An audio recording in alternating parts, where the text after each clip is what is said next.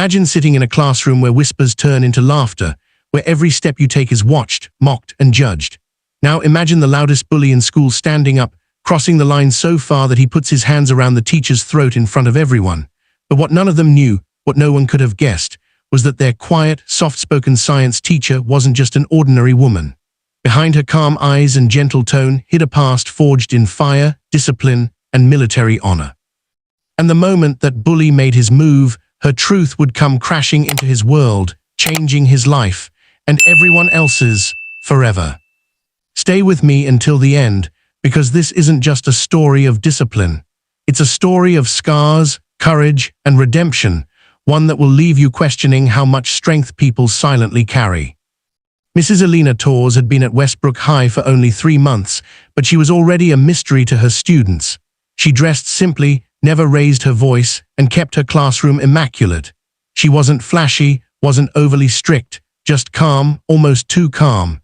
And that calmness irritated Jason Miller, the loudest, most arrogant senior in the school. Jason wasn't just a bully. He was the kind of boy who thought the world bent for him. He had money, popularity, and a football scholarship lined up. But behind all of that was a cruel streak that enjoyed humiliating others, especially teachers who didn't push back. And Mrs. Torres, with her quiet patience, felt like an easy target. It started with whispers. Jason would mimic her soft voice when she turned her back. He'd roll his eyes dramatically when she explained formulas. His friends laughed, egging him on. Alina ignored it, believing discipline should come through example, not confrontation. But each ignored insult fueled Jason's ego further. Soon he was tossing paper balls across the lab, knocking over beakers, pretending to fall asleep in the middle of lessons. The class had stopped focusing on science. It had become a stage for Jason's mockery. One afternoon, when Alina was getting students through an experiment on chemical reactions, Jason crossed the line. He spilled an entire flask on the floor deliberately, causing a loud crash. When she asked him calmly to clean it up, he smirked and said, "Why don't you make me Miss Soldier?"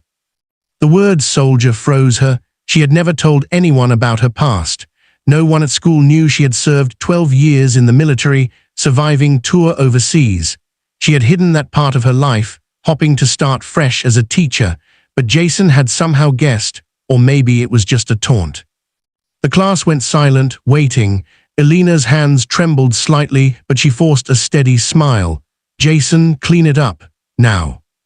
Instead of obeying, Jason walked forward, puffing his chest, and in one shocking moment, he wrapped his hand around her throat. Gasps erupted, chairs scraped back. No one moved, they just watched in disbelief. Jason sneered, "What are you gonna do now, huh?" Still calm, still quiet. For a second, it looked as if Alina would crumble. Her eyes flickered with something unspoken, pain, memories, ghosts of battles she never wanted to relive. But then, something shifted. Her stance changed, her breathing steadied, and in less than 3 seconds, Jason was pinned to the lab table, his arm twisted harmlessly but firmly behind his back, his face pressed down, unable to move.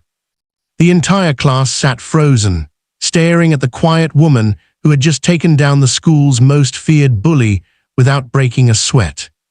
"Class dismissed," Alina said calmly, her voice low but commanding. "Now." No one argued. Jason lay there stunned, his pride more broken than his body, and for the first time in his life, he realized he wasn't the strongest person in the room. Word spread like wildfire. By the next morning, the whole school knew what had happened in the science lab. Students whispered in awe, teachers looked at Alina with new respect, and Jason avoided eye contact with anyone. But the story didn't end there. That afternoon, the principal called Alina and Jason's parents into the office. Jason expected her to be fired. After all, she had put her hands on a student. He smirked through the meeting, already imagining her packing her things. But Alina didn't defend herself with excuses. Instead, she stood tall, shoulders squared, and revealed the truth she had kept hidden. She told them she was a decorated veteran. She had served in combat zones, trained soldiers, and dedicated her life to protecting others. She hadn't wanted to use that side of herself in a classroom, But when Jason attacked her, her training took over. She acted to protect herself and keep her students safe. The room fell silent. Jason's parents shifted uncomfortably. The principal leaned back, stunned, and Jason's smirk faded completely. "You think strength is about intimidation," Elena said, turning to him directly. "But real strength is about control, about discipline, about protecting, not hurting. You put your hands on me because you thought you were untouchable. But the truth is, you're still a boy who doesn't understand what it means to respect others." For the first time, Jason had no comeback. The principal gave Elena his full support, and Jason was suspended from the football team. Colleges began to hear about the incident, and his untouchable future started to crack. But something else cracked too, his arrogance. Over the next few weeks, Jason began to sit quietly in class. He didn't mock her, didn't disrupt. And one day after school, he lingered behind. His voice was lower, different. "I'm sorry," he muttered. "I thought being feared meant being strong, but you showed me I was wrong." Elena didn't smile, she just nodded. "Apologies are a start. Actions matter more. Decide who you want to be, Jason, because the world doesn't need more bullies, it needs more protectors." That night, Jason went home and stared at his football trophies. For the first time, he wondered what kind of man he truly wanted to become. And though Elena never bragged about it, never reminded the class of what she had done, everyone knew the quiet teacher wasn't weak. She was the strongest person they had ever met. In life, strength isn't about the loudest voice or the harshest fist. It's about calmness, discipline, and the courage to stand for what is right. Some battles are fought in silence, and some warriors carry their scars quietly. But when the time comes, they remind the world who they really are.